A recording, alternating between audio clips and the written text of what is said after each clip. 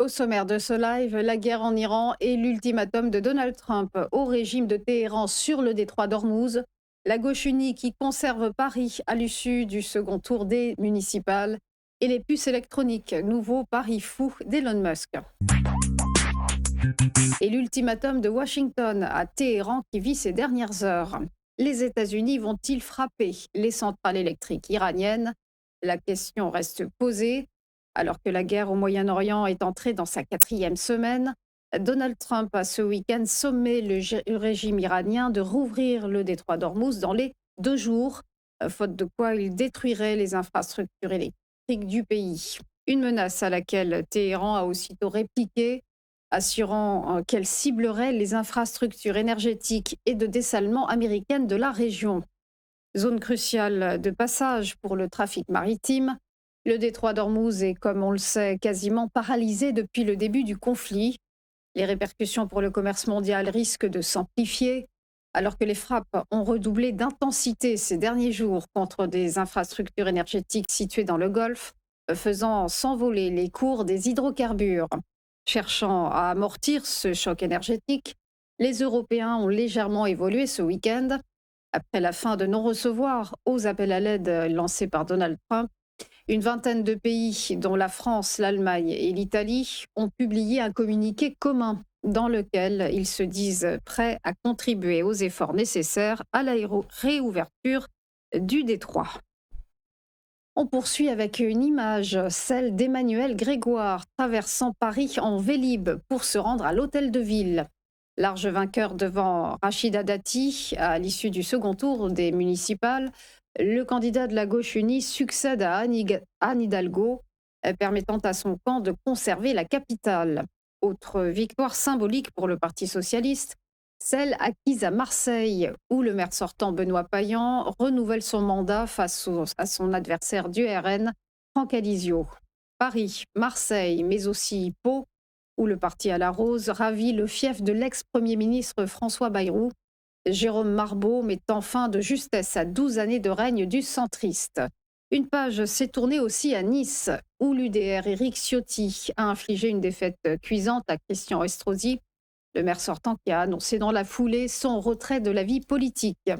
Côté Rassemblement national, on retiendra l'échec de Laure Lavalette à Toulon, où la maire sortante d'hiver droite José Massy sauve son mandat. Côté LR, énorme surprise à Clermont-Ferrand, où Julien Bonny réussit l'exploit de faire basculer la ville à droite. Cela n'était plus arrivé depuis 107 ans. Coup de tonnerre également à Tulle, en Corrèze, bastion historique de la gauche, conquise par le divers droite Laurent Melun. Les Républicains qui, dans le même temps, ont perdu la ville de Nîmes, que leur a ravi le communiste Vincent Bouget. Enfin, du côté des Insoumis, la victoire marquante aura été celle de David Guiraud, élu à Roubaix. En revanche, à Toulouse, François Pigmal, allié à la gauche PS, n'aura pas réussi à déloger le divers droite Jean-Luc Moudenc de la place du Capitole, le maire sortant qui rempile pour un quatrième mandat à la tête de la Ville Rose. À retenir enfin la victoire de l'écologiste Grégory Doucet, qui rempile pour un second mandat à Lyon, contrairement à son camarade vert Pierre Urmic, défait à Bordeaux par le centriste Thomas Cazeneuve. On termine avec un nouveau défi pour Elon Musk. Le patron de SpaceX et Tesla se lance dans la fabrication de puces électroniques. Terafab, c'est le nom du futur complexe, sera bâti près d'Austin, au Texas. Il accueillera 2 usines de pointe destinées à délivrer des semi-conducteurs, composants technologiques essentiels. L'une sera dédiée aux véhicules et robots humanoïdes, l'autre prévue pour les centres de données d'intelligence artificielle dans l'espace. Si vous additionnez la capacité de toutes les fabs sur Terre, cela ne représente que 2% de ceux dont nous avons besoin, a justifié Elon Musk.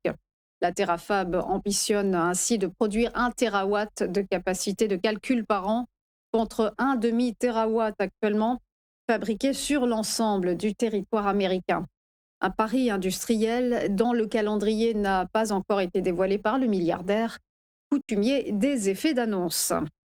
On passe au point bourse, le rappel de la clôture des marchés vendredi dernier avec des places européennes en très nette baisse. Le CAC 40 a décroché de moins 1,82%, La côte parisienne se situe à 7 665 points et a plongé de moins 3,11% en bilan hebdomadaire. À Francfort, le DAX a fondu de moins 2,01%, terminant à 22 380 points.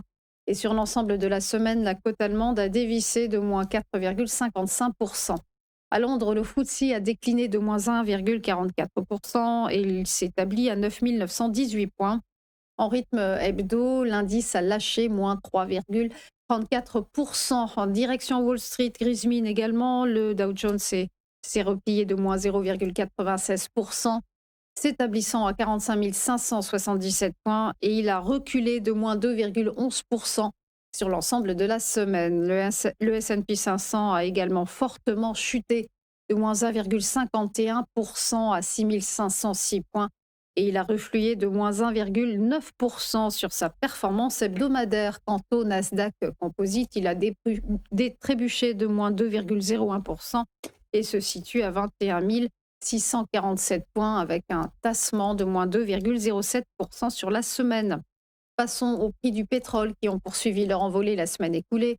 Le baril de Brent se négocie à 109,55 $ et s'est propulsé de plus 8,55% en hebdo. Et quant au cours du WTI, il a bondi de plus 2,42% sur la semaine et pointe à 96,60 $. Du côté des devises, l'euro s'affiche à 1,1570 $ face au billet vert et il a gagné plus 1,25% sur la semaine.